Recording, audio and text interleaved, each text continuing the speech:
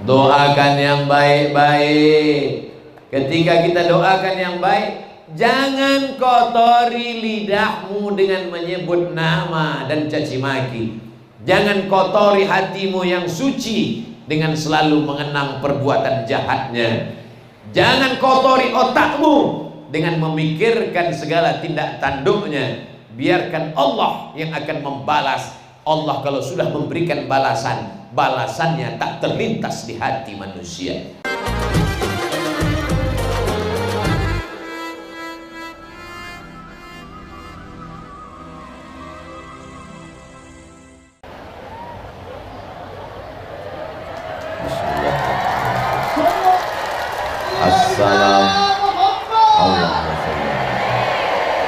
Assalamualaikum warahmatullahi wabarakatuh.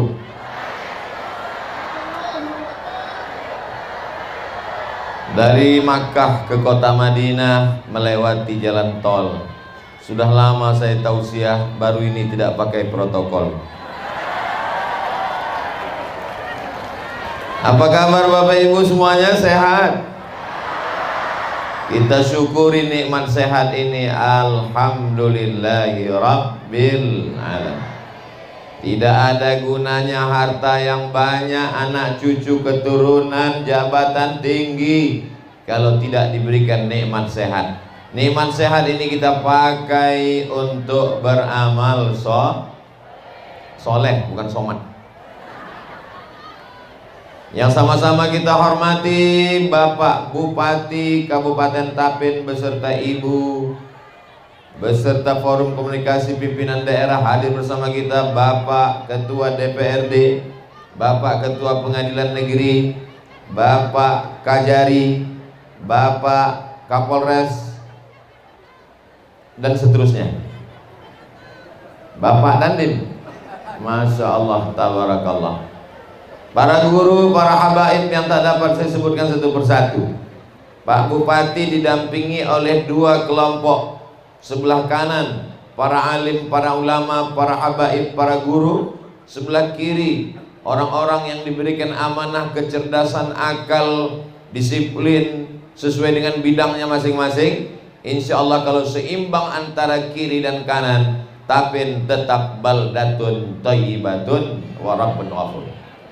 Tentu tak dapat saya sebutkan satu persatu karena saya akan berangkat ke Desa Mu'allab setelah ini mengejar khutbah Jumat dan seterusnya. Hadirin hadirat, muslimin muslimat, mukminin mukminat yang belum kawin dan belum sunat, semuanya dimuliakan Allah Subhanahu wa taala. Amin ya rabbal alamin. Ini kabupaten namanya Tapin. Saya ini orangnya suka penasaran. Tapin ini artinya apa Pak Bupati? Tapin ini adalah dari pantai, tepian yang indah. Maka orang menyebutnya tepian, lama-lama jadi Tapin. Alam yang indah, yang cantik, yang bagus. Dan kantor Bupati kompleks dengan pemandangan yang luar biasa. Luasnya 35 hektar. Dibangun dengan jerih payah, tetes peluh keringat dan air mata. Tapi membangun dengan kesulitan itu ada yang lebih sulit lagi dari membangun, yaitu menjaga pembangunan yang sudah ada. Jadi kalau anak-anak muda kita tidak dijaga akal pikirannya, dirusak oleh narkoba, dari mulai ganja, sabu-sabu dan seterusnya, maka bangunan yang cantik ini tidak ada gunanya. Karena tidak mungkin dijaga pagi, petang, siang dan malam. Bapak-bapak dari TNI, Polri, Satpol PP tidak cukup untuk menjaga. Alhamdulillah ada guru-guru kita yang selalu memberikan tausiah, kajian, sehingga sehat badannya, mental spiritualnya terjaga. Insya Allah kalau pengajian mengisi relung batin hati yang kosong ini terus, guru-guru kita sehat wal istiqamah, memberikan ilmunya kepada kita, maka apa yang sudah dibangun ini akan terjaga menjadi amal kebanggaan untuk generasi masa akan datang Tapin sampai hari kiamat insyaallah. Amin. Bapak Ibu yang dimuliakan Allah Subhanahu wa taala, hari ini pagi ini anak-anak hadir. Ustaz tahu dari mana ada anak-anak hadir? Itu kelihatan mereka. banyak sekali anak-anak hadir. Mereka datang ini tentulah karena bapak ibunya membawa, maka mereka ikut apa yang dilakukan oleh bapak ibunya. Bapaknya pengajian, dia ikut. Ibunya yasinan, dia ikut. Bapaknya maulidan, dia ikut. Bapaknya tablik akbar, dia ikut. Bapaknya mabuk, dia ikut. Ibunya sakau, dia lebih dulu ikut. Karena anak-anak ini sifatnya mengikut saja. Jadi pada kesempatan yang baik dan mulia ini, dalam rangka watawasau bil haq watawasau bis sabr di Tablik Akbar Kabupaten Tapin, yang persiapannya luar biasa. Khawatir panas, disiapkan tenda. Khawatir ustadz gak sanggup berdiri karena kurang tidur, kursi sudah siap. Khawatir jamaahnya kepanasan, pusing, sakit kepala, ambulan sudah siap, lengkap dengan para medisnya. Bapak Ibu yang dimuliakan Allah, yang di belakang mungkin khawatir tidak bisa melihat Ustaz Somad, TV-nya sudah ada. Mohon maaf Bapak Ibu, TV-nya menyala. Alhamdulillah. Tidak bisa lihat jauh, lihat sana. Apa beda Ustaz Somad di sini dengan yang di layar? Yang di layar tentu lebih putih. Saudara yang dimuliakan Allah Subhanahu wa taala, poin yang pertama yang ingin saya sampaikan adalah keseimbangan antara membangun fisik, bangunan, jalan, kolam, taman, dengan membangun spiritual, religius, agama, batin, roh. Karena jasad ini hanyalah cangkang. Jasad ini hanyalah seperti tempat saja. Kalau isinya mati, maka dia ikut mati. Dan kalau sudah rohnya mati, maka sesungguhnya kita berjalan dengan mayat-mayat. Innaka la tusmi'us summa, kau tidak bisa membuat orang yang tuli peka itu bisa mendengar. Matsalul ladzi yadhkurullah wal ladzi la yadhkurullah kamatsalil hayy wal mayyit. Perumpamaan orang yang berzikir, orang yang mengingat Allah, hatinya hidup, seperti orang yang hidup dan orang yang mati. Siapa itu orang hidup? Orang yang makan, orang yang menikah, orang yang bergerak, orang yang bekerja, orang yang bernapas menurut ilmu biologi. Tapi kalau menurut Islam, siapa itu orang hidup? Orang hidup adalah orang yang berzikir. Mudah-mudahan majelis kita ini adalah majelis zikir. Karena sebelum sampai kemari yang kita dengar dari jauh, lantunan-lantunan sholawat, lantunan-lantunan tahmid, tasbih, takbir, lantunan-lantunan yang mengingatkan kita kepada Allah. Maka sesungguhnya majelis ilmu, majelis takbir akbar adalah majelis zikir. Makanya kata Nabi SAW, idza marartum biriyadil jannah farta'u. Kalau kalian lewat di taman surga, maka mampirlah untuk makan dan minum. Kata Nabi, kalau kamu lewat di taman surga, jangan sekedar lewat saja, maka silakan makan dan minum, nikmati taman surga. Kata sahabat Nabi, taman surga yang mana ya Rasulullah? Surga kan adanya di akhirat. Kata Nabi, ada taman surga di dunia. Apa dia? Itulah majelis zikir. Bapaknya berzikir, ibunya berzikir, anaknya pun insya Allah akan berzikir. Ibu-ibu yang selama ini berzikir tapi suaminya belum berzikir, sesungguhnya dia sudah lama serumah dengan genderuwo. Bapak-bapak yang selama ini berzikir, istrinya belum berzikir, sesungguhnya dia sudah lama tidur dengan kuntilanak. Jadi kalau bapaknya tidak berzikir, ibunya tidak berzikir, anaknya tuyul. Tapi kalau sudah bapaknya berzikir, ibunya berzikir, pemimpinnya berzikir, kepala dinas, kepala badan, kepala kantor berzikir, inilah yang menyebabkan turunnya rahmat Allah Subhanahu wa ta'ala. Maka hatinya tetap berzikir, telinganya mendengarkan tausiah, matanya melihat ustaz, tapi hatinya tak putus mengingat Allah Subhanahu wa ta'ala. Ustaz Somad ini guru kita, mereka adakan pengajian di Surau Langgar Musola, ada pengajian ibu-ibu, ada pengajian bapak-bapak, ada pengajian santri-santri. Ini yang hadir bukan cuma pegawai, masyarakat umum terbuka, santri-santri kita datangkan. Kalau semuanya berzikir saat bubar dari majelis ini, maka apa kata malaikat? Qumu, berdirilah kamu, maghfuran lakum, dalam keadaan dosa kamu diampunkan Allah Subhanahu wa ta'ala. Jadi selesai kita dari majelis tablik akbar, majelis ilmu, majelis zikir ini, saat kita berdiri tegak bubar, maka sesungguhnya semua dosa-dosa kita sudah diampunkan, sudah dihapuskan. Tapi tolong dicatat baik-baik, yang dihapuskan itu cuma dosa, hutang belum. Saudaraku yang dimuliakan Allah Subhanahu wa taala, maka mesti ada keseimbangan antara pembangunan jalan dengan pembangunan pikiran, antara pembangunan mental spiritual dengan pembangunan fasilitas. Karena kalau tidak, kalau tiang ini ada yang retak satu, kita tinggal panggil arsitek, panggil orang yang spesial bidang bangunan, tumbangkan ini tiang, ganti tiang yang baru. Tapi kalau ada manusia yang rusak akalnya, tidak akan mungkin kita panggil Pak Dokter dari rumah sakit umum, tolong suntik mati, kita ganti makhluk yang baru.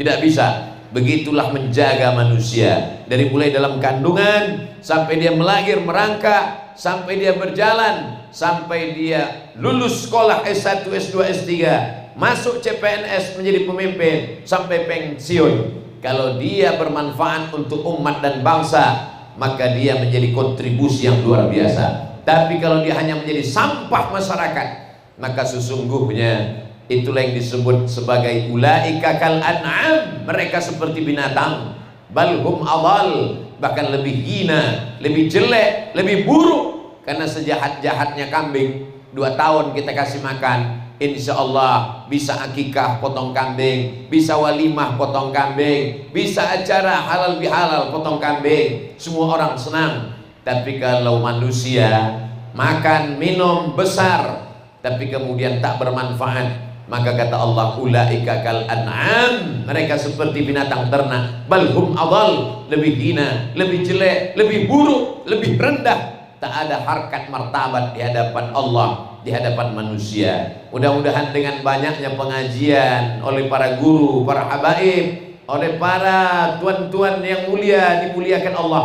maka kita pun ikut menjadi mulia dalam rangka menjaga hati supaya tetap lurus, pikiran tetap lurus. Kalau orang lurus hatinya, lurus pikirannya, lurus bicaranya, maka insya Allah selamatlah dia dunia akhirat. Sesuai dengan doa yang diajarkan Nabi, Rabbana atina fid dunya hasanah wa fil akhirati hasanah wa qina azabannar. Orang beriman tidak egois.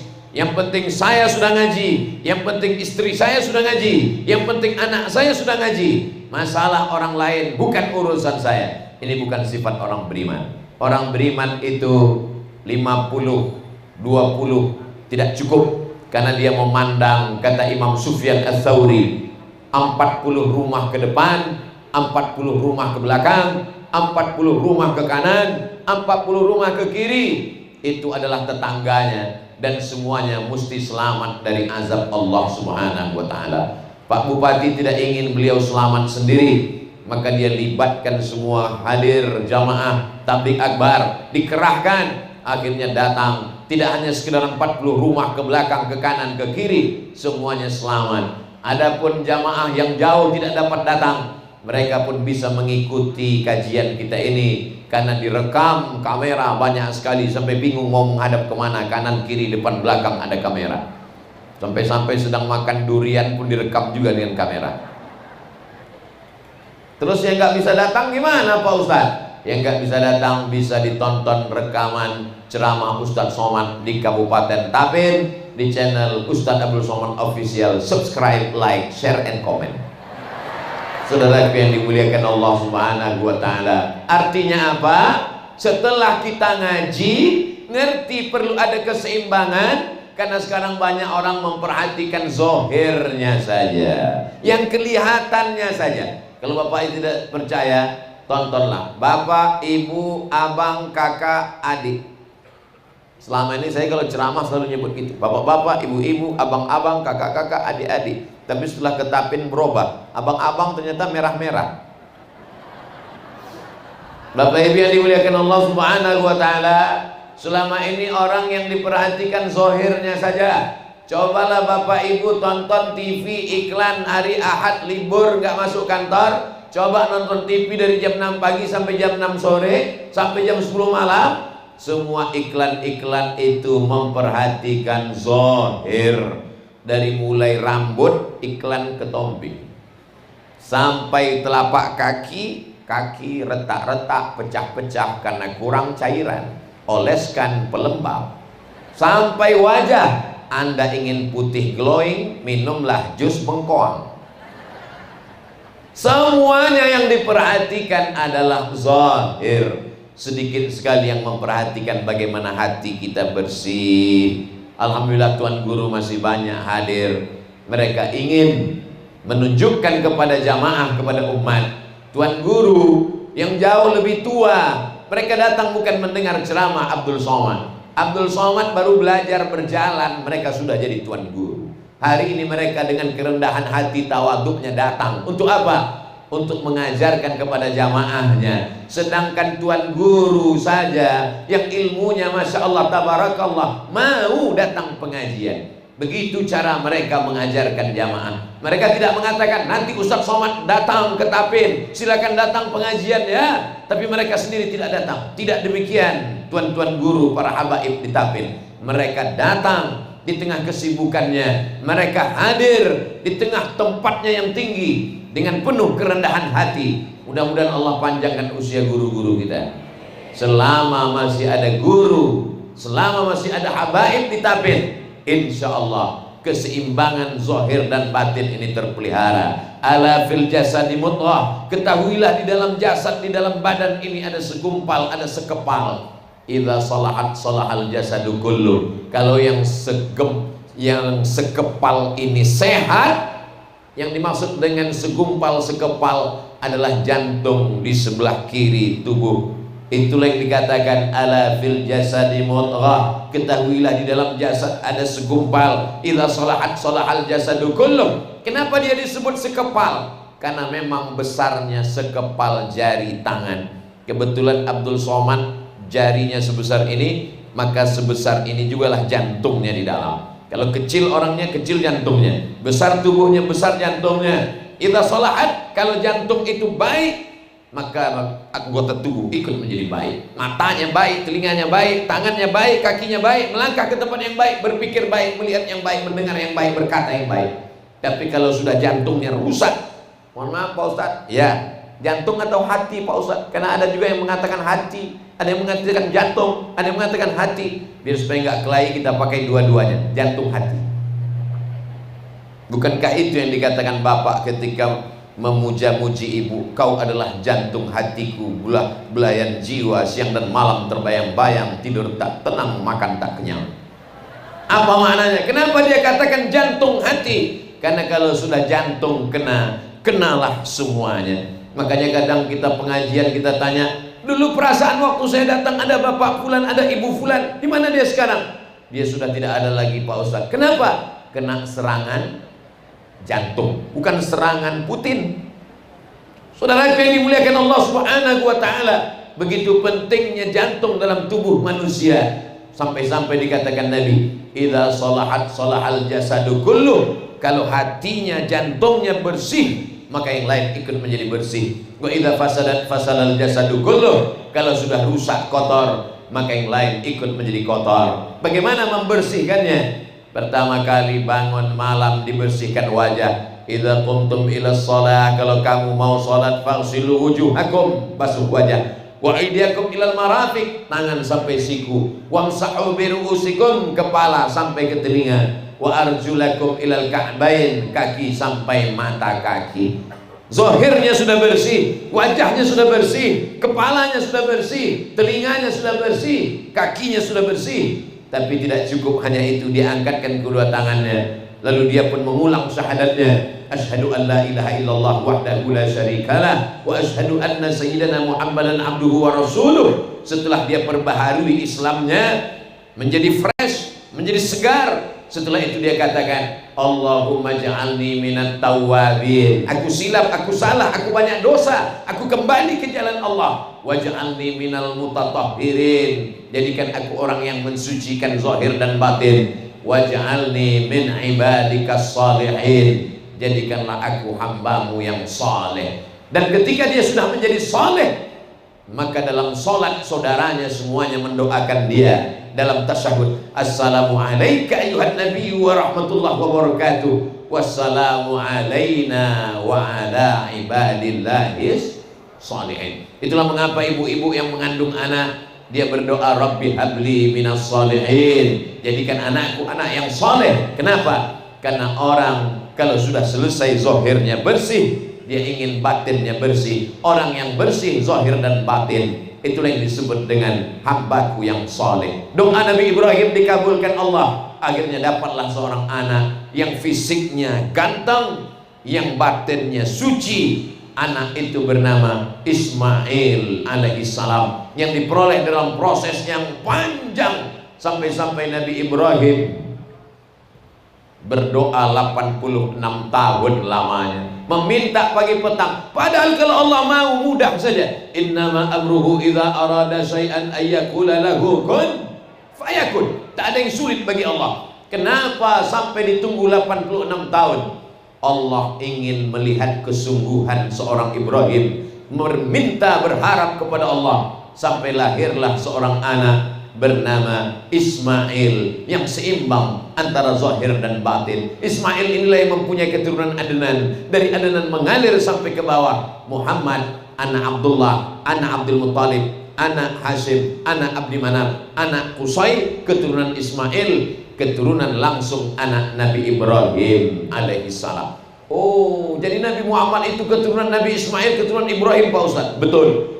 Kalau kita ini keturunan Nabi juga? Betul, keturunan Nabi Adam. Siapa yang tidak mengaku keturunan Nabi Adam berarti keturunan monyet. Kata Charles Darwin, bukan kata saya. Jangan tersinggung. Kunci mendengar ceramah Ustaz Somad satu saja, jangan tersinggung. Karena beberapa jamaah yang dengar tersinggung pulang sakit jantung langsung meninggal. Saudara yang dimuliakan Allah Subhanahu wa taala, ketika kita melihat wajah kita di cermin, apa kata kita? Allahumma kama hassanta khalqi fahassin khuluqi. Sebagaimana sudah kau perbaiki bentuk fisik wajah tubuhku, maka perbaikilah batinku, perbaiki akhlak, perbaiki budi pekerti, perbaiki sopan santun, tata krama, memuliakan orang tua, menyantuni anak yatim, merasakan perasaan orang lain. Diasah rasa ini supaya lebih halus, halus dan halus. Untuk apa kita selama 1 bulan tidak makan, tidak minum, panas, terik, kering kerongkongan? Untuk apa kita? Itu tidak lain tidak bukan adalah untuk mengasah hati supaya pintar-pintar merasakan perasaan orang lain. Jadi jangan hanya melihat dari depan, tapi pandang juga dari belakang. Kalau bapak dari sana memandang kemari, itu kelihatannya orang dari bawah melihat ke atas. Oh, enaknya Ustadz Abdul Somad, dia berada di atas pentas yang berbunga-bunga, Masya Allah, tabarakallah. Tak kapan mereka menanam bunga ini. Karpetnya merah, di atas karpet ada karpet biru, bersama para ulama, bersama para pejabat. Bagaimana agaknya rasanya kalau di atas? Mudah saja, nanti setelah selesai acara naik ke atas, barulah kalian rasakan di atas. Gimana rasanya? Panas, tapi ada kipas angin di belakang. Saudara yang dimuliakan Allah Subhanahu wa taala, kita mesti pandai merasakan perasaan orang lain. Enak aja Ustaz Somad itu cuma ceramah. Saya ada masanya tidak berceramah. Kalau ada para guru habaib datang ke Pekanbaru Riau, saya datang diam-diam, pakai baju kaos panjang, pakai kacamata hitam, pakai jaket, pakai masker, pakai topi, mendengar dari jauh. Bagaimana rasanya mendengar ceramah? Ternyata berceramah dengan mendengar jauh lebih berat mendengar, ngantuknya luar biasa. Itu makanya kalau saya ceramah itu suara saya kuat-kuat. Kenapa kuat? Supaya yang tertidur supaya terjaga. Karena saya merasakan perasaan orang yang mendengar ceramah. Itulah mengapa kalau saya ceramah, saya kasih tahu, Abdul Somad ceramah tidak lebih dari 60 menit, sesuai yang tertulis di botol 600 ml. Kenapa? Karena banyak orang yang kalau dengar ceramah, dia menganggap kapan berakhirnya penderitaan ini. Tapi kalau dia dengar Ustaz Somad, dia tahu tadi dimulai pukul jam 9 lewat 20, 8.20, maka akan berakhir pada pukul 9.20. Dia bisa mengukur kapan mesti kepalanya turun dan kapan mesti naik kembali. Saudara yang dimuliakan Allah Subhanahu wa taala. Jadi setelah poin yang pertama kita jaga keseimbangan zahir, batin, qalbu, mata, tangan, kaki, zikir, pikir mesti seimbang. Maka setelah itu kita mesti mengasah rasa, merasakan perasaan orang lain. Bukan merasa pintar, tapi pintar-pintar merasa.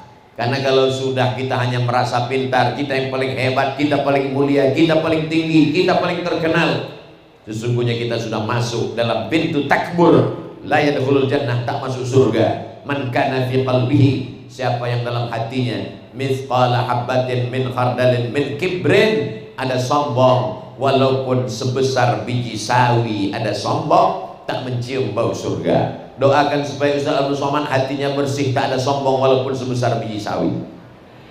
Kemarin waktu mau masuk ke pesawat, lewat di pintu detektor logam. Begitu lewat detektornya bunyi, tem, rupanya jam tangan belum dilepas. Padahal jamaah sudah ngasih jam dari kayu. Ustaz Somad ini ada jam dari kayu. Untuk apa Pak? Supaya nanti kalau lewat di detektor logam gak bunyi. Tapi karena jamnya besar tetap pakai jam logam. Begitu mau lewat lagi bunyi lagi. Kenapa? Ada kunci rupanya belum dicopot. Begitu lewat bunyi lagi. Kenapa? Rupanya handphone lupa dilepas. Alhamdulillah Pak Bupati Tapin tidak memasang detektor sombong di pintu kantor. Bayangkan kalau Abdul Somad lewat tadi pintunya bunyi tem, ada sombong sebesar biji sawi. Allah Subhanahu wa taala sengaja tutupi itu. Biarlah yang tahu itu antara Allah dan Abdul Somad. Hilangkan keangkuhanmu, hilangkan kesombonganmu. Walaupun yang diundang adalah kamu, walaupun yang ceramah adalah kamu, tapi yang mulia belum tentu kamu. Lihatlah gambar Pak Bupati, Wakil Bupati, kecil-kecil saja gambarnya, yang paling besar. Saudara yang dimuliakan Allah Subhanahu wa taala. Sampai di rumah kediaman Pak Bupati tadi pagi sarapan, saya pandang ke belakang, gambar saya besar sekali.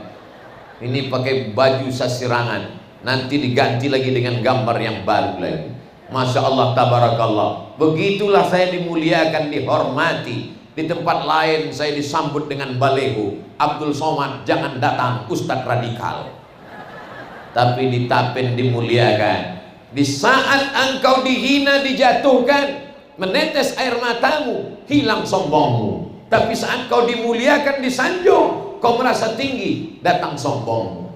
Jadi sebenarnya dibuat Allah Abdul Somad sedemikian rupa. Allah mau mempermainkan perasaannya. Ada rasa senang, ada rasa bahagia, ada rasa jatuh, terusir, terhina, supaya lebih dekat kepada Allah Subhanahu wa taala. Begitu juga hidup ini. Jadi kalau ada masanya kita sakit, ada masanya kita susah, ada masanya kita jatuh, bukan Allah tidak sayang padamu, tapi hanya supaya sujudmu lebih lama.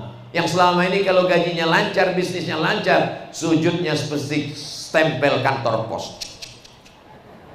Bagaimana cepatnya stempel kantor pos, begitulah. Tapi begitu ada masanya dalam hidup ini kita jatuh, bisnis gagal, pernikahan gagal, anak sakit, hancur berkeping, jabatan yang diinginkan tidak dapat. Saat itu Allah ingin supaya air mata kita menetes ke tanah. Teteskan air matamu ke tanah. Malaikat-malaikat di langit membukakan pintu, mengabulkan segala doa-doa. Boleh untuk update status siang ini. Saudara yang dimuliakan Allah Subhanahu wa taala. Banyak orang menyangka kalau dia sudah taubat, dia sudah hijrah, dia sudah ngaji dengan para habaib dan guru-guru, lalu hidupnya tenang, senang, kenyang, lenang, tidak ada susah. Ini bukan surga. Kita masih di dunia. Nanti kalau sudah surga, barulah tidak ada kesulitan dan kesusahan. Selama kita masih ada di dunia, dunia tempat ujian, maka pasti akan banyak soal-soal pertanyaan. Jadi kalau ada anak-anak ikut SNMPTN, seleksi nasional masuk perguruan tinggi negeri, begitu sampai di ruang ujian dia lihat banyak sekali soal ujian, dan setelah itu dia berbisik ke temannya, soalnya banyak sekali. Temannya akan menjawab, kamu salah masuk kelas, ini memang tempat ujian. Dunia ini tempatnya ujian. maka kita pun pintar merasakan perasaan teman yang sedang kena ujian. Orang biasanya kalau ujiannya banyak, ujiannya berat, maka dia akan bercerita, dia akan curhat, dia tidak minta solusi. Kalau ada tetangga, teman, sahabat, kawan sekantor kita cerita tentang kesusahannya, dia sebenarnya tidak minta solusi, dia hanya ingin mencari pendengar yang baik. Maka kalau ada orang cerita ke kita, dengarkan saja, anggap aja kita sedang mendengar sinetron. Atau zaman dulu kan ada namanya cerita sandiwara radio yang gak pernah selesai, Mak Lampir. Bagi yang tersenyum udah tua. Anak milenial gak kenal dengan itu, karena mereka lebih sibuk dengan drama Korea. Saudara yang dimuliakan Allah Subhanahu wa Ta'ala, jadi kalau ada orang cerita tentang kesulitan hidupnya, tentang penderitaannya, dia sebenarnya tidak ingin solusi dari kita. Dia hanya ingin menumpahkan segala apa yang ada dalam pikiran dan hatinya.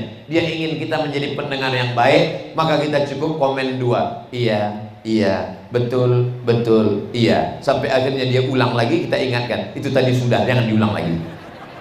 Saudara yang dimuliakan Allah Subhanahu wa Ta'ala, intinya apa?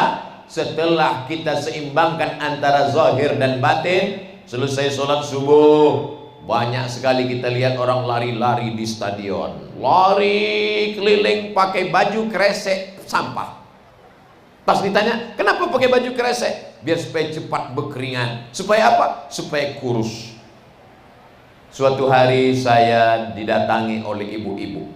Ustaz Somad, saya prihatin ngelihat Ustaz. Apanya Bu? Badannya. Jadi saya mau belikan Ustaz ini. Apa ini? Ini adalah susu kedelai penambah berat badan. Saya bilang, niat ibu bagus. Ibu lihat di samping masjid orang lari-lari di tanah lapang. Iya. Apa yang mereka cari? Mereka mau kurus. Saya belum lari, sudah kurus. Mau kurus nggak apa-apa, mau gemuk tidak apa-apa. Yang penting sehat. Hidup ini sebetulnya simpel dan sederhana. Yang susah itu adalah memikirkan omongan orang. Kita kurus, dia bilang kurang gizi.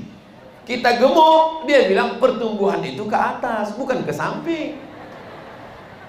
Bagi saya, jamaah mau gemuk, mau kurus, yang penting istiqomah, yang penting sehat. Wa in tuti aksara man fil ardi, karena kalau kau ikut omongan orang banyak di dunia ini, yudilluka an sabilillah, mereka akan menyesatkanmu dari jalan Allah. Apalagi saya, kalau saya pikirkanlah semua komen yang ada di YouTube, Instagram itu, sudah lama saya mati berdiri. Saudara yang dimuliakan Allah Subhanahu wa Ta'ala, pintar-pintar merasakan perasaan orang lain. Mengapa kita tidak makan dari pagi, siang, dan malam? Padahal makanan itu halal, supaya kita merasakan rasa laparnya fakir miskin. Lapar kita masih ada batasnya. Begitu azan maghrib berkumandang, Allahu Akbar, Allahu Akbar, berakhir lapar kita. Tapi lapar mereka, kemarin lapar, hari ini lapar, nanti malam lapar, besok lapar, tak tahu laparnya akan berakhir kapan. Kalau sudah kita rasakan perasaan orang lain, maka ringan kita berbagi kepada orang lain. Ara'aital ladzi yukadzibu biddin, tahukah kamu siapa itu pendusta agama? Pendusta agama bukan orang yang tidak sholat, pendusta agama bukan orang yang ngejek ustaz. Pendusta agama adalah fadzalikal ladzi yad'ul yatim, membiarkan anak yatim, wala yahuddu ala ta'amil miskin, tak peduli kepada orang miskin. Maka guru pendatang menyampaikan tausiah, sisakan uang belanja. Kalau selama ini beras yang kita masak, ambil segenggam, masukkan ke resek, segenggam pagi, segenggam siang, segenggam malam. Satu hari 3 genggam, 1 bulan 90 genggam. Maka kita sudah berbagi kepada fakir miskin. Serahkan ke anak yatim, usap kepalanya. Sebanyak rambut anak yatim, sebanyak itu pula lah pahala yang kita peroleh. Akhirnya ibu-ibu pun mengusap kepala anak yatim, yang gondrong saja, yang gundul tidak. Kita memahaminya tidak tekstual. Makna mengusap kepala anak yatim, bahwa anak yatim kehilangan kasih sayang ayahnya. Ayahnya yang selama ini membesarkannya, mendidiknya, meninggal dunia, maka datang kita mengusap kepala anak yatim. Pulang dari kerja si bapak membawa baju 2 pasang. Istrinya heran, anak kita kan 1 semata wayang, buah hati belayan jiwa. Kenapa dibelikan baju 2? Kan cukup 1 saja. Di belakang rumah ada anak yatim, sebaya dengan anak kita. Jadi tolong antarkan ke belakang. Yang beli bapak, yang antar ibu. Jangan bapak yang antar. Nanti kalau ngantar kebetulan sama anak yatim cantik, pecah perang dunia keempat. Saudaraku yang dimuliakan Allah Subhanahu wa taala, pintar-pintar merasakan perasaan orang lain. Kalau ada orang tidak punya anak, jangan cerita anak. Kalau ada orang belum punya istri, jangan cerita istri. Kalau ada orang yang susah, jangan cerita kesenangan, kebahagiaan.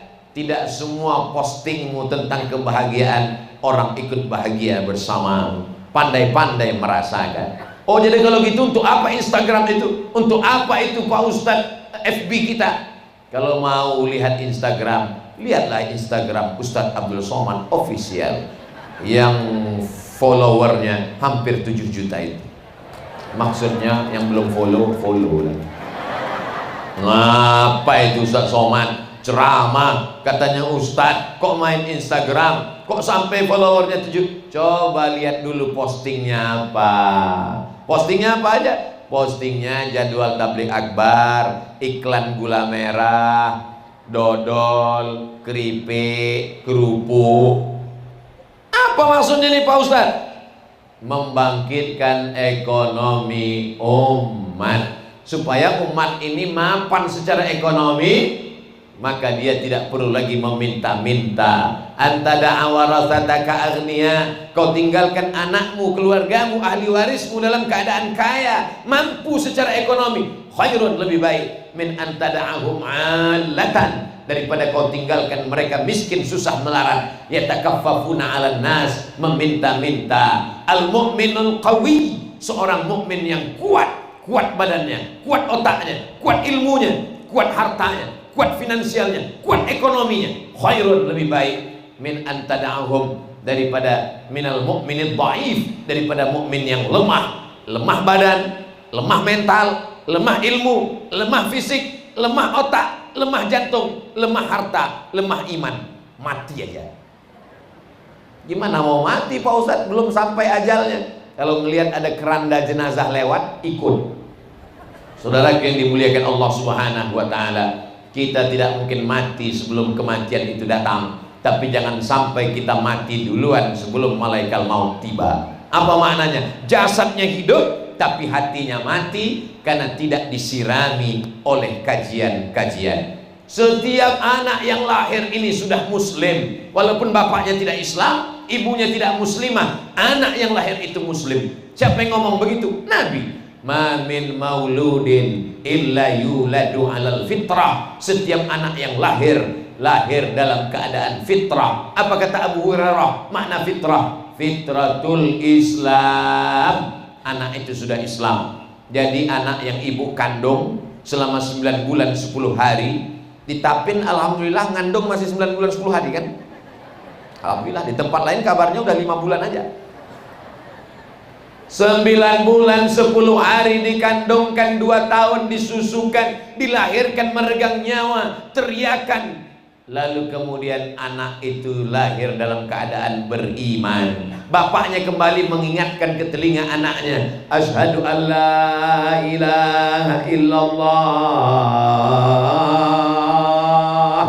Dia tidak sedang menanamkan iman, dia sedang mengingatkan, hai anakku, kau dulu sudah bersyahadat di alam ruh, sebelum ada darah, sebelum ada daging, sebelum ada kuku, sebelum ada bulu. Jangan sampai anak itu murtad, kafir, fasik, musyrik ketika berada di tangan kita. Dia bersih di alam roh, dia bersih di alam rahim. Ketika di tangan kita lah dia menjadi berubah. Makanya kata Nabi SAW, ma min mauludin illa yuladu alal fitrah. Setiap anak yang lahir dalam keadaan fitrah. Fa'abawahu, kedua orang tuanya, yuhawwidanihi, merubahnya jadi Yahudi, au yunassiranihi, merubahnya menjadi Nasrani, au yumajjisanihi, merubahnya menjadi Majusi. Coba perhatikan hadisnya. Kedua orang tuanya merubah anak jadi 3, Yahudi, Nasrani, Majusi. Mengapa tidak ada dikatakan kedua orang tuanya merubah anaknya jadi Muslim? Karena memang anak itu lahir sudah dalam keadaan Muslim. Jadi kalau ada orang mengatakan mari kita tanamkan iman ke dalam hati anak-anak kita,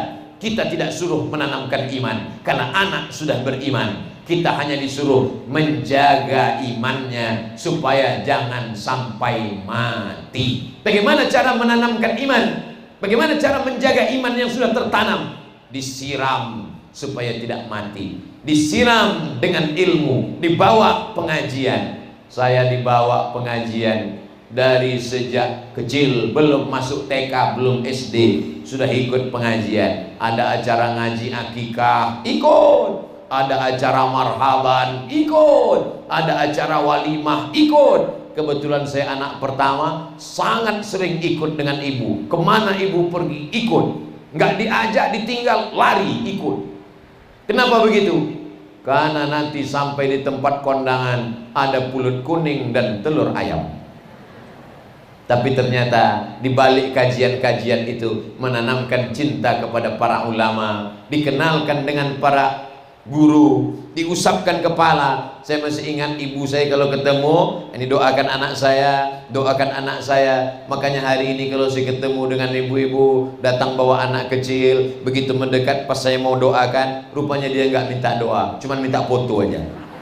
Saudaraku yang dimuliakan Allah Subhanahu wa taala, hari berganti, musim berubah, tapi ibu tetaplah menjadi al-madrasatul ula. Ibu adalah sekolah yang pertama. Sebelum TK, sebelum SD, sebelum SMP, ibu duluan. Bawa anakmu pengajian. Walaupun sampai di tempat ngaji itu dia tidak mendengar, karena dia tidak bisa membedakan mana Ustadz Abdul Somad, mana siapa, dia tidak kenal. Walaupun dia lari-lari, dia main-main, dia lompat-lompat, tapi dia dapat barokah doa dari orang-orang soleh. Karena puncak dari pengajian bukan pada tablik akbarnya, puncak pengajian adalah doa yang nanti akan kita aminkan dari guru-guru kita. Saudaraku yang dimuliakan Allah Subhanahu wa taala, pintar-pintar merasakan perasaan orang lain. Rasa ini halus, rasa tak bisa diungkapkan dengan kata-kata.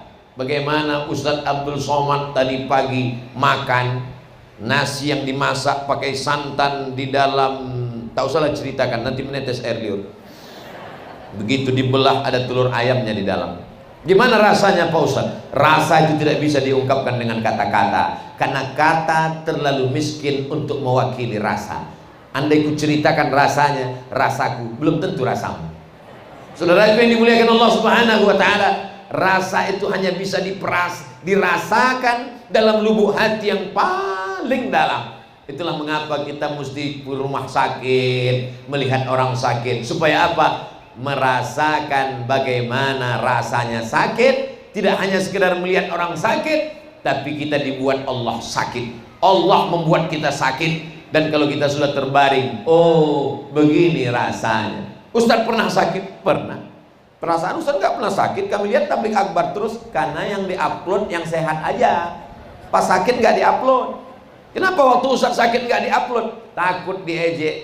Mati kau Somad, sakit kau kan? Saudara yang dimuliakan Allah Subhanahu wa taala, ada tokoh masyarakat kita, Bapak Sekda kita, sedang dalam uji Allah dalam keadaan sakit. Kita doakan mudah-mudahan Allah memberikan beliau kesembuhan. Al-Fatihah. A'udzubillahi minasyaitonirrajim. Bismillahirrahmanirrahim. Alhamdulillahirabbil alamin arrahmanir rahim maliki yaumiddin. Iyyaka na'budu wa iyyaka nasta'in. Ihdinas siratal mustaqim. Shiratal ladzina an'amta 'alaihim ghairil maghdubi 'alaihim waladdallin. Amin. Kalau orang meninggal dunia dikirim Al-Fatihah, itu pahalanya nyampai. Karena setiap huruf itu dibalas 10. La aqulu alif lam mim harf. Alif lam mim tidak dihitung satu huruf. Alif satu huruf, lam satu huruf, mim satu huruf. Wa likulli harfin asyru amsalihha. Satu huruf dibalas 10 kebaikan. Jadi setiap Al-Fatihah itu ada huruf-hurufnya dikirimkan Allah kalau sudah meninggal dunia. Tapi kalau orang hidup kita bacakan Al-Fatihah, itu doa tawassul, bertawassul kepada Allah dengan kemuliaan pahala membaca surah Al-Fatihah. Mana tahu nanti ada yang nanya, itu Ustaz Al-Fatihah kan untuk orang meninggal dunia. untuk anak dibacakan Al-Fatihah, untuk istri dibacakan Al-Fatihah, untuk guru dibacakan Al-Fatihah.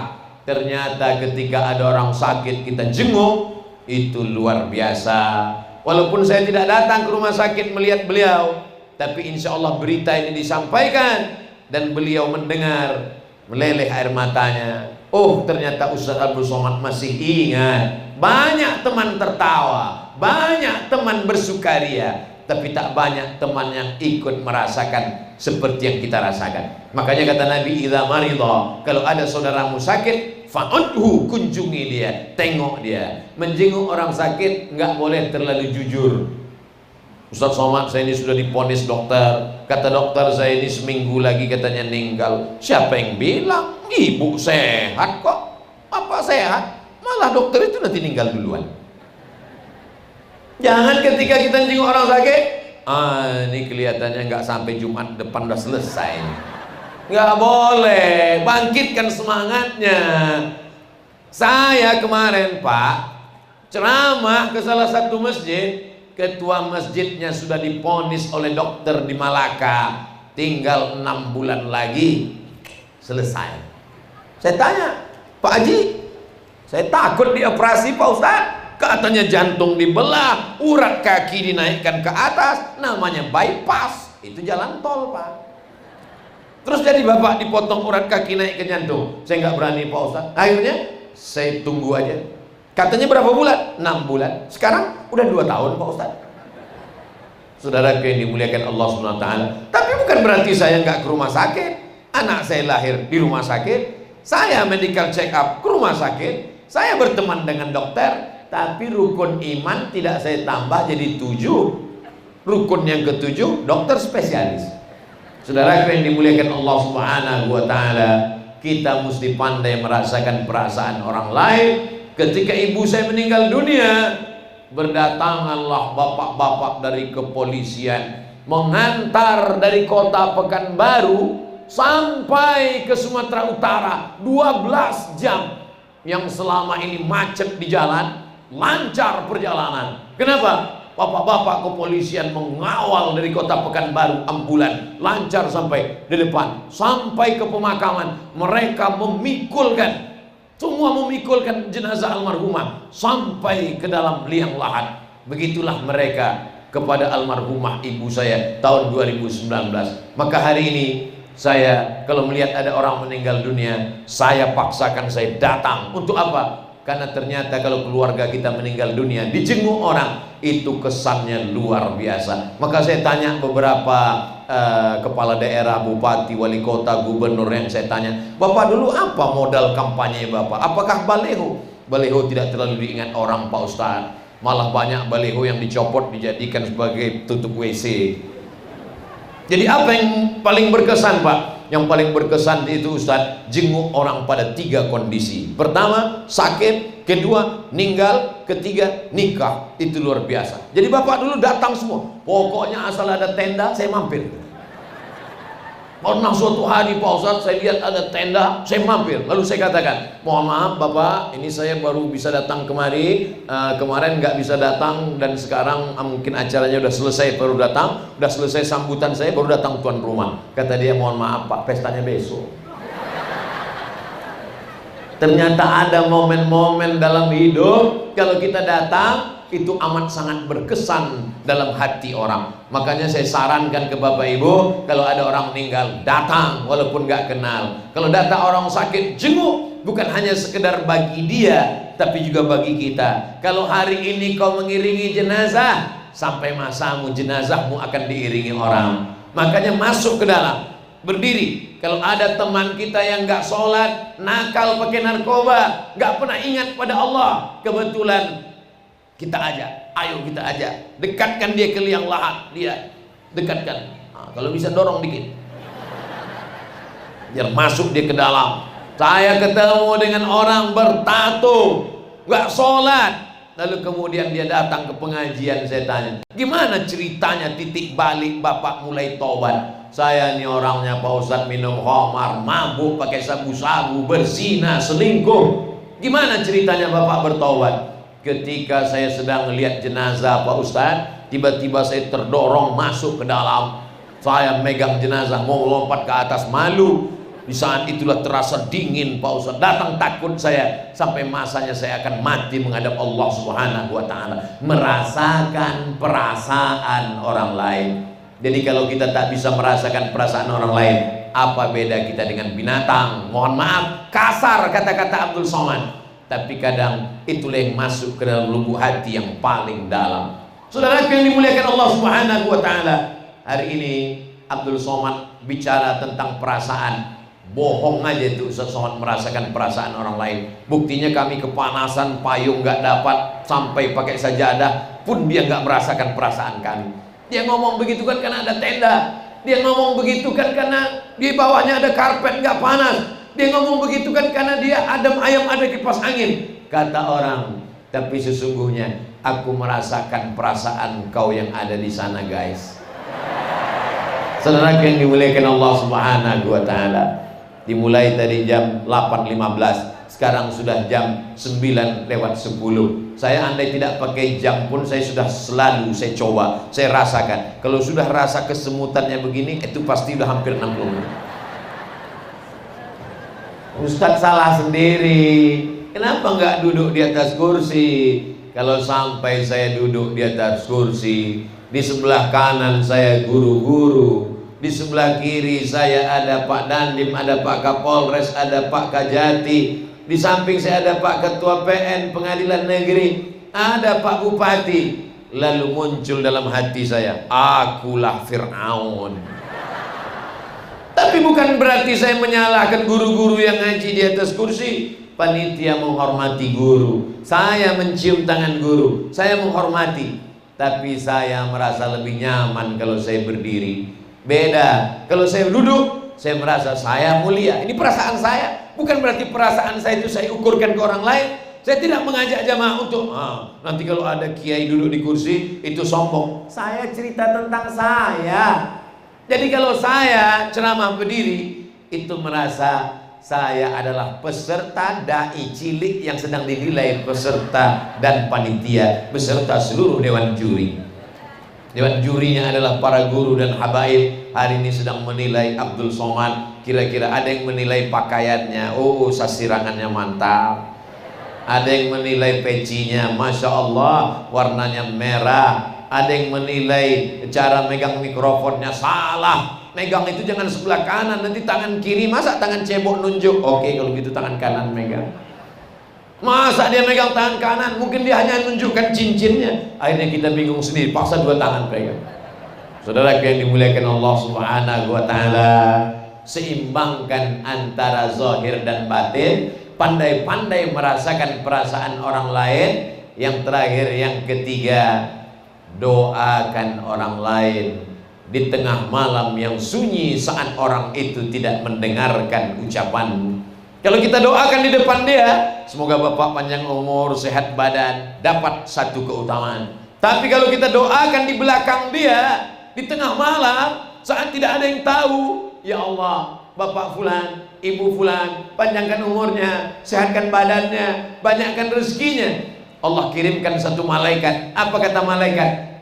Amin, kabulkan doa orang ini. Walaka mithluh, kau dapat yang sama seperti yang kau doakan. Kalau kita doakan dia kaya raya, maka malaikat mendoakan kita doa yang sama. Kalau kita doakan dia istiqomah, anaknya soleh dan solehah, keluarganya sakinah, mawaddah warahmah, maka kita juga didoakan malaikat yang sama. Makanya jangan doakan yang jelek-jelek. Ini tetanggaku baru, rumah mobil baru, rumah baru, harta baru, emas baru, istri baru, anak baru.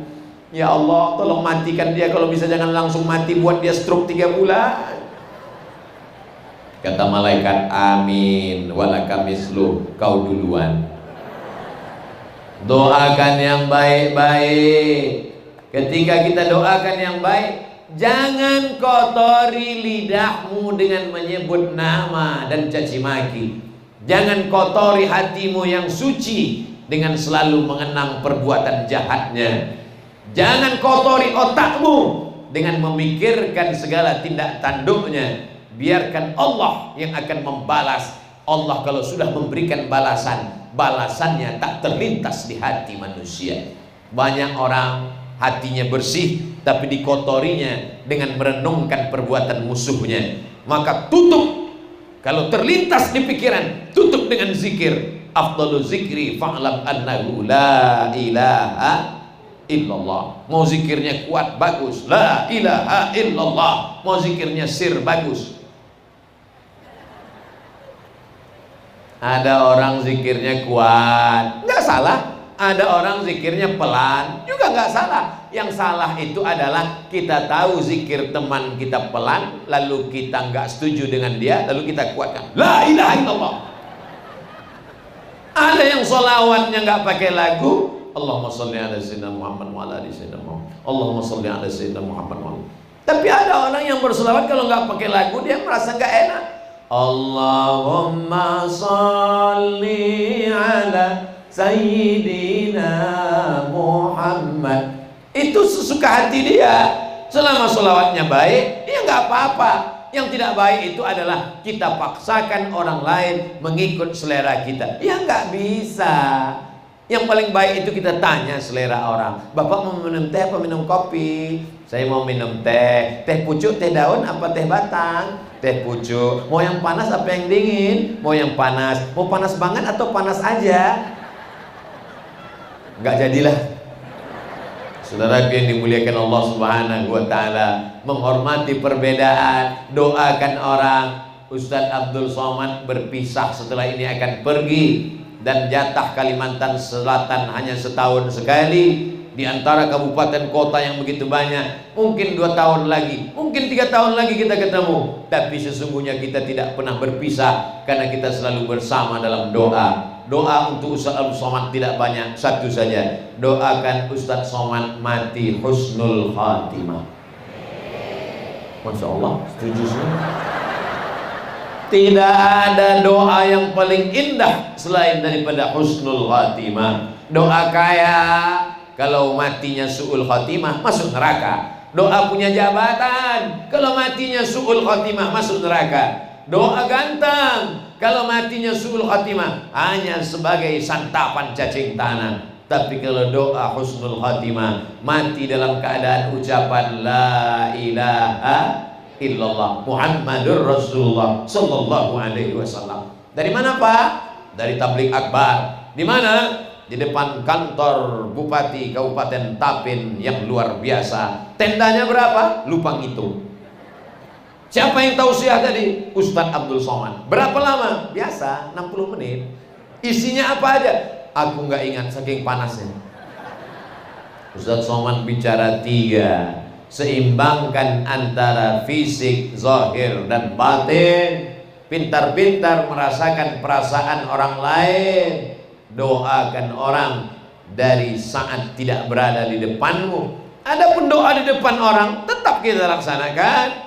Besok hari Sabtu, hari Ahad ada pesta walimah nikah, doakan dia. Barakallah lakuma wa barakalaikuma.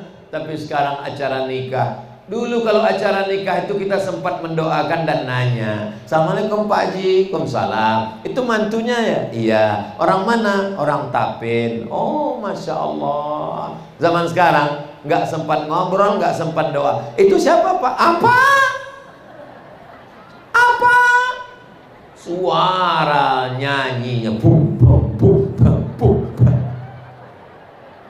Mau berdoa pun tak sempat. Begitu sampai di atas, gak sempat doa, sana antrian begitu panjang, langsung saja jumpa, langsung pergi. Hilang silaturahim. La salam wala kalam.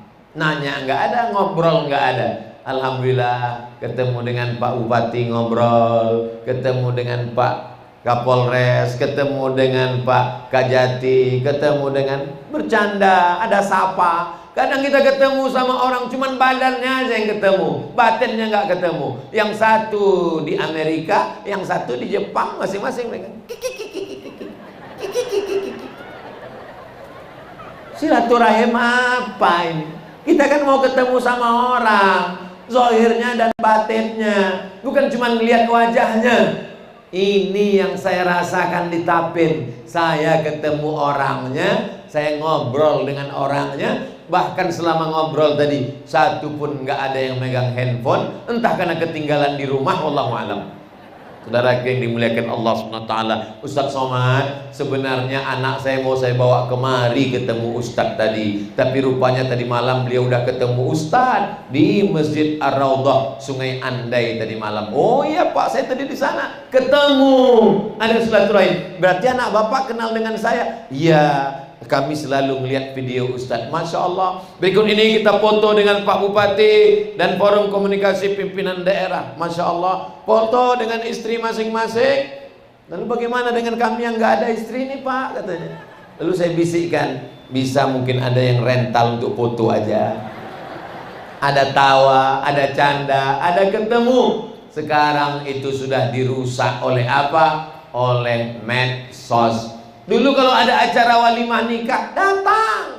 Acara akikah, datang. Acara takziah, datang. Sekarang orang sudah tidak datang lagi, tinggal posting foto, tinggal lingkari warna merah, lalu tulis bawah innalillah, amin, amin, amin, amin, amin. Katanya kalau ada orang foto dengan kita, jangan senang dulu. Jangan-jangan foto itu disimpan nunggu kita meninggal baru keluar.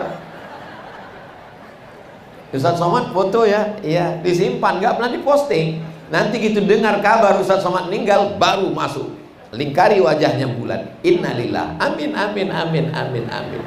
Saudara yang dimuliakan Allah Subhanahu Wa Taala, di Tapin, masya Allah, tabarakallah, saya ketemu, bertatap muka, bermusafahah, berjabat tangan. Cuman saya segatnya di Tapin ini, guru-guru yang lebih tua, lebih mulia mencium tangan kita yang bukan apa-apa dan bukan siapa-siapa. Saya ulurkan tangan, mereka mau cium tangan saya cium tangan mereka, akhirnya hampir belaga kepala kami lagi. Mau kita tarik, kita nggak sopan, akhirnya kita cium juga tangan beliau. Kenapa Ustaz Somad kalau habis nyium, megang tangan mereka, Ustaz cium tangan? Ada keberkahan-keberkahan. Al-Quran kita cium tangan, ada keberkahan-keberkahan. Berkah ini yang kita tidak tahu. Berkah tidak dilihat dari status sosial, berkah tidak dilihat dari bentuk fisik. Boleh jadi dia manusia biasa saja, tapi hatinya bersih, turun rahmat Allah, diucapkannya salam tanpa ada embel-embel dunia. Maka Allah Subhanahu Wa Taala memuliakan kita sampai hari ini, bukan karena amal kita, mungkin karena doa orang banyak. Saya yakin itu. Padahal tadi malam mengantuk berat dari perjalanan panjang, siang keluar rumah dari Pekanbaru ke Jakarta, dari Jakarta ke Banjarbaru, Banjarbaru ke Banjarmasin, dari Banjarmasin lalu kemudian sampai kemari Tapin tadi malam. Rasa-rasanya tak kuat untuk bangun, rasa-rasanya tak kuat untuk pengajian. Bisa sehat walafiat. Saya yakin dan percaya ini karena doa dari para habaib, para guru masyarakat Tapin. Mereka berdoa, khususnya panitia yang sudah memasang persiapan. Tadi malam mereka berdoa, ya Allah sehatkan Ustaz Abdul Somad sampai besok pagi ya Allah. Setelah itu terserah, aku serahkan kepada Allah. Bukan urusanku lagi ya Allah. Kita ini sehat karena doa-doa mereka yang luar biasa. Maka jangan lupa untuk minta didoakan. Saya ketemu dengan kiai, ketemu dengan guru-guru tadi. Apa yang Ustaz bisikkan kepada mereka? Doakan saya guru, doakan anak saya. Kalau saya ketemu dengan qari-qari, doakan supaya anak saya Mizian Hazik Abdillah, Sami Ahmad Misbahi, supaya sama suaranya seperti qari, supaya hafal Quran seperti antum. Kenapa? Karena mereka yang lisannya pagi, petang, siang dan malam murojaah menghafal Quran. Kalau ketemu dengan ibu-ibu, ingat kita almarhumah ibu saya. Ketemu dengan anak-anak, ingat dengan anak-anak di rumah. Melihat anak kecil, ingat anak kita, bagus. Melihat ibu-ibu, melihat emak kita, bagus. Asal jangan melihat istri orang, lupa bini kita, itu yang kurang bagus. Saudara yang dimuliakan Allah Subhanahu Wa Taala, pertemuan kita ini pertemuan rahmat dan barakah. Pertemuan itu menambah umur panjang, berkah, rezeki. Karena kata Nabi, man ahabba yubsatalahu fi rizqi, siapa yang mau lapang rezekinya, wa yunsa'alahu fi atharihi, mau panjang umurnya, hendaklah dia menyambung tali silaturahim. Maka ke depan, ustadz siapapun yang datang, kiai siapapun yang datang, guru siapapun yang datang, habib siapapun yang diundang ke Tapin, datang, duduk, dengar, diam. Ngantuk, tidur. Saya belum pernah marah sama jamaah yang tidur sedang pengajian. Kenapa? Kalau dia tidur, berarti saya berhasil menenangkan hati dan jiwanya.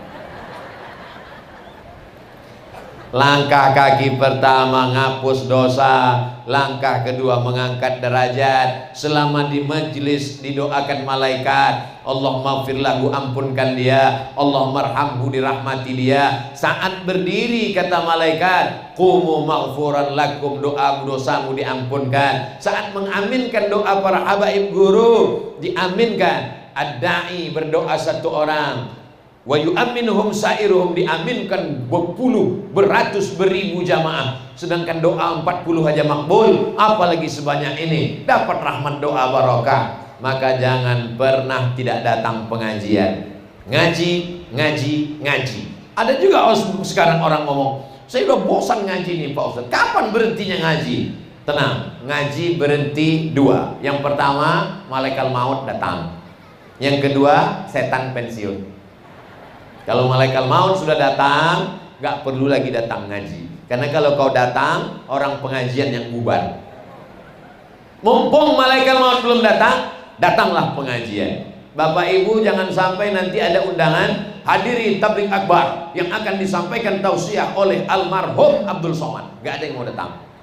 Hari ini Abdul Somad datang zahir dan batin, ruh dalam jasad. Kalau sudah ruh tercabut dari jasad, maka berakhirlah sudah. Saat itu kita hanya menerima doa dari saudara-saudara kita. Terima kasih segala perhatian. Mohon maaf segala kekhilafan dan kesilapan. Aqulu qauli hadza astaghfirullah li wa lakum. Mudah-mudahan negeri kita Tapin menjadi tetap dalam istiqomah, baldatun thayyibatun wa rabbun ghafur. Jangan beranjak. Aminkan doa guru. Ala hazihin niyah. Al-Fatihah.